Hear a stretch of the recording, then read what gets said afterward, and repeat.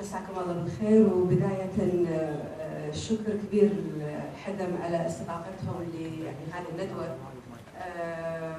واعتقد في هذا التوقيت يمكن توقيت مهم جدا، لان احنا عقب باكر في دعوة لاتصال لاخوان الكويتيين البدون، وكنا قاعدين نتابع المستجدات على الساحة، إن كان من دعوات الاعتصام أو من ردود أفعال الداخلية، ردود أفعال المجتمع المدني على دعوات الاعتصام.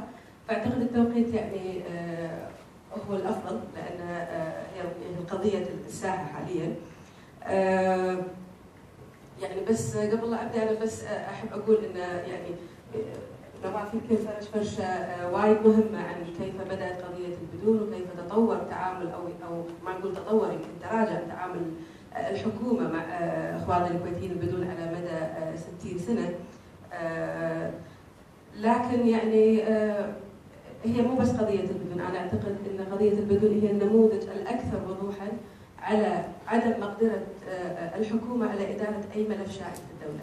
هي مو بس قضية البدون، هي هذا النموذج الأكبر، النموذج الأكثر وضوحاً، والنموذج الأكثر تأثيراً على حياة 120,000 شخص. فلهالسبب يمكن إحنا نشوف المعاناة الكبيرة، لكن بلا شك اليوم ما وصلنا إليه في قضية البدون هو نتيجة فشل حكومي متواصل ومتعاقب ومركب في حل قضية كان ممكن حلها من قبل 60 سنة بكل بساطة.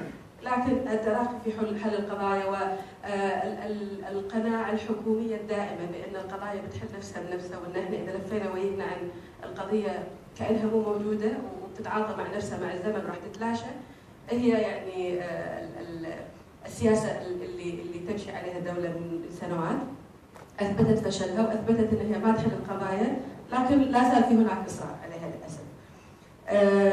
60 سنة بلا حقوق، بالتأكيد بلا حقوق.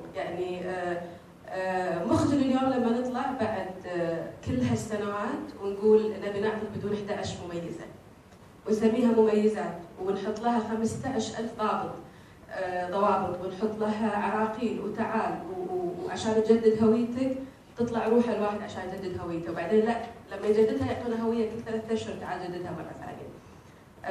وبالاخير يروحون يتباهون فيها في المحافل الدوليه ويقولون احنا منحنا المقيمين بصوره غير قانونيه مميزات. الجمله من اولها لاخرها ما فيها ولا شيء راكب على الثاني. لما احنا اليوم ننشئ جهاز في الدوله على هالمستوى ونسمي الجهاز جهاز معالجه اوضاع المقيمين بصوره غير قانونيه، وبعدين نجي نحط 11 مميزه للمقيمين بصوره غير قانونيه بين قوسين، اللي المفروض في أي دولة ثانية مقيم بصورة غير قانونية تختم جوازه وتسفره، إحنا لا، مقيم بصورة غير قانونية نحط له جهاز عشان يعالجه، يحط خارطة طريق أيضا بين قوسين، المفروض إنها تخلص خلال 5 سنوات، بعد 3 سنوات من عمر هذا الجهاز يقول أنا محتاج 5 سنوات زيادة و5 سنوات زيادة علشان أقدر أعالج أوضاع المقيمين بصورة غير قانونية. هو الكلام ما أدري ولا شيء في راكب على الثاني. أي أحط شروط توظيف، إحصاء 65 وأم كويتية وأبو عسكري للمقيم بصورة غير قانونية عشان شلون يشتغل في الدولة. وهذا المقيم بصورة غير قانونية هم في له ضوابط علشان يروح ياخذ الليسن وعشان ياخذ جواز سفر وإلى آخره. مع المادة اليوم بس أبي أطالب العبقري اللي اخترع التسمية هذه شلون هو يا للإلهام بأنه يخترع التسمية هذه اليوم ويجي ويقول قدام المجتمع الدولي أنا عندي مقيمين بصورة غير قانونية وأنا بعطيهم 11 مميزة منها الجواز السفر.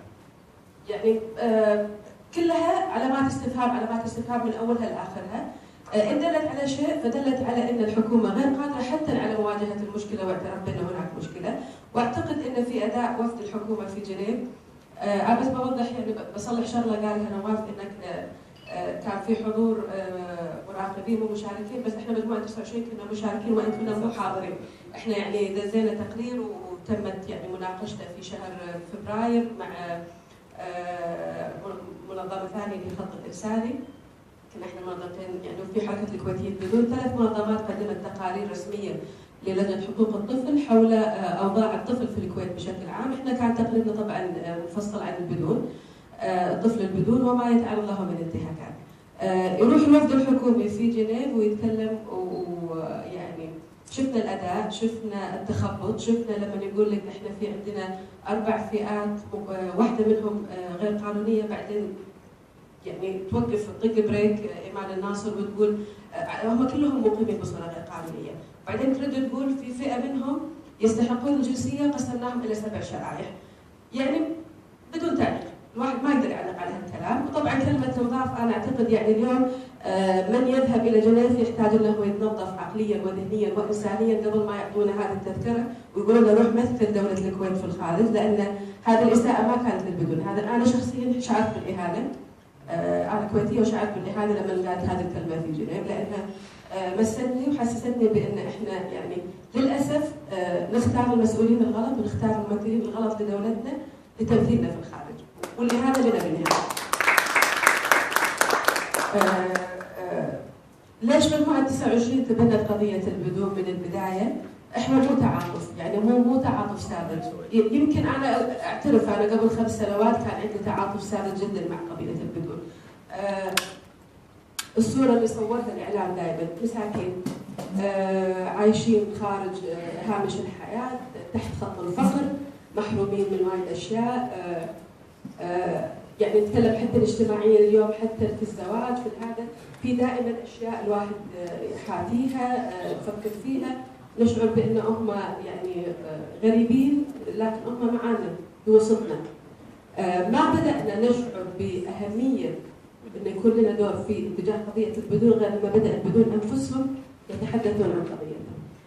حراك البدون اللي بدا من قبل 5 سنوات تقريبا، اعتقد انه كان له الدور الاكبر في انه اليوم يلفت نظر المجتمع الكويتي الى يعني مقدار تخاذله في التعاطي مع هذه القضيه.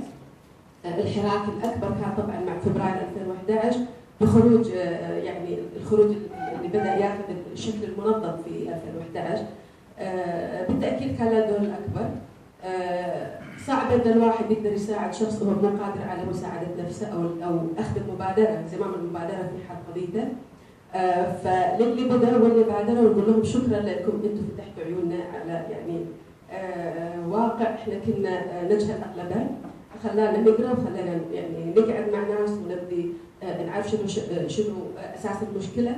واحنا كمجموعه 29 ابدا قضيتنا مو قضيه تعاطف مع البدون بقدر ما هي شعور بالمسؤوليه تجاه مجتمعنا الكويتي ككل.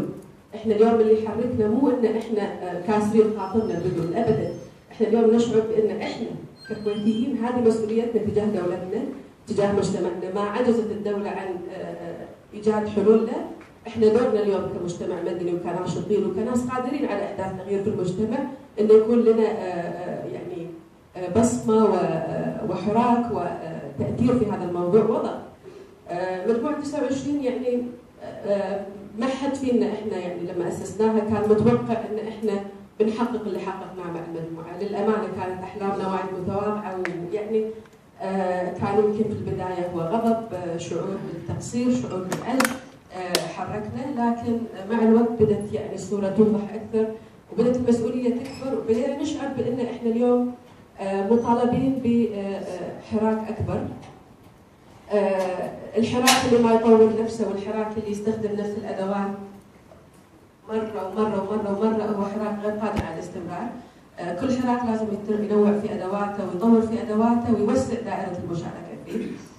لله الحمد يمكن كان المؤتمر الاول لعديمي الجنسية كان يمكن نقطة انطلاق مرحلة جديدة في عمل مجموعة 29، بان اليوم احنا ما عندنا 6 نساء كويتيات يعملن او يتعاطفن مع قضية البدون ويعملن عليها، اليوم احنا صرنا 22 جهة من منظمات المجتمع المدني والتيارات السياسية والقوى الطلابية، وابشركم انه في يعني حاليا تقريبا 6 جهات اخرى قاعده يعني طلبت انها تنضم للهيئه وراح يتم الاعلان عنها قريبا. هذا الحراك المجتمعي اعتقد اليوم انه غير طريقه التعاطي تماما مع قضيه البدون، ما عاد البدون الناشط البدون فقط هو ينزل بالشارع ويتكلم، اليوم المجتمع الكويتي صار هو مطالب بانه يكون واضع لخطه حل، واضع لتغيير ومطالب وضابط باتجاه الحل هذا. للاسف يعني الطموح كبير والدعم من المجتمع المدني والتيارات السياسيه والقوى الطلابيه غير مسبوق، التعاطف غير مسبوق في تعاطينا مع القضيه، لكن لا زال التعاطي الحكومي يقبع في 60 سنه ما قبل 60 سنه اللي طافوا، مو راضي يتطور، يمكن كل شيء قاعد يتطور في الكويت الا التعاطي الحكومي مع القضايا، لا زال جامد، لا زال عندهم نفس القناعه بان المشاكل راح تحل نفسها بنفسها، وبان اليوم ان احنا لما نحمل المجتمع المدني 22 جهه قاعده تطالب، لكن لما نحملهم القضيه بتروح والمطالبات بتوقف، ابدا ما راح توقف، راح تستمر. لما الفضالي يطلع كتاب ويطلب في انه هو يعني بكل جرأة يطلب اليوم من وزيرة الشؤون الاجتماعية والعمل المناط فيها اليوم ان هي تشجع المجتمع المدني على العمل، وان هي تحفز المجتمع المدني على القيام بدوره، يقول لها لا تتعاطين مع المجتمع المدني. بعدين يختم الكتاب بان ادعي للمجتمع المدني عشان انا اطرح عليهم يعني خطتي للحل. ايضا هذا الخبر يعني او هذا الكتاب هو يعني نحط عليه 15 مليون علامه استفهام ويرد على نفسه بنفسه وبدون تعليق، لان هذا يعني نموذج اخر للتخبط وعدم المقدره على فهم الزمن الجديد والجيل الجديد والحراك الجديد اللي قاعد يمشي في البلد، اصرارهم على ان هم يلغون الطرف الاخر وعدم التعاطي معه، ويروحون ايضا الى جنيف ويقولون احنا في عندنا خارطه طريق وخطه حل في 5 سنوات، وان البدون يطلع رئيس الوفد الكويتي في جنيف يقول البدون لا ينطبق عليهم مسمى عديمي جنسيه، عديمي جنسيه فقط ينطبق على الاوروبيين في بعد الحرب العالميه الثانيه. انا اللي اقوله حق يعني رئيس الوفد الكويتي يا ريت تقرأت الاتفاقيه قبل لا تطلع علشان يعني يصير شكلنا شوي احسن قدام المجتمع الدولي، لان الاتفاقيه ابدا ما تختص فقط في المهاجرين او يعني مهجرين بعد الحرب العالميه الثانيه، الاتفاقيه اكبر بوايد من كذي، واليوم علينا ان نتساءل يعني بصراحه 60 سنه والكويت ترفض ان تسمي البدون بمسماهم الحقيقي الدولي، يعني داخل الكويت احنا نسميهم بدون، الكويتيين بدون، في كل دول العالم ترى عديمي الجنسيه داخل الدوله لهم اسم خاص يستخدم داخل الدوله. في اسبانيا مثلا يسمونهم شيء كأن الواحد المسلوبه روحه، في كلمه اسبانيه يعني تعبر عن هالمعنى هذا. في كل دوله لهم اسمهم المحلي، لا وبالكويت احنا سميناهم يعني اصطلاحا بدون على مدى السنوات، لكن هم عالميا هم عديمي الجنسيه. عديمي الجنسيه هو كل شخص لا يملك جنسيه اي دوله، اما بسبب هجره، بسبب سقوط الجنسيه عنه من دولته، او بسبب اخطاء او يعني اجرائيه اثناء التجنيس او عدم التجنيس، وهذا اعتقد يعني ينطبق على البدون اكيد بلا شك في الكويت. اليوم لازم نتساءل ليش الكويت لحد الحين على مدى 60 سنه تفننت في تغيير مسمى الكويتيين البدون ولم تطلق عليهم في اي مرحله من مراحل مسمى عديمي الجنسيه، ولا زالت مصره وبشده على معارضه هذا المسمى. لازم نتساءل اليوم ليش السبب، واعتقد انه يعني مجرد تعديل المسمى هذا هو يعني يفتح باب الحل لامور كثيره عالقه. يعني يبقى الحين شنو في المستقبل؟ بالتاكيد لا احنا في مجموعه 29 ولا في الهيئه يعني اتكلم يمكن بالنيابه اليوم يعني حتى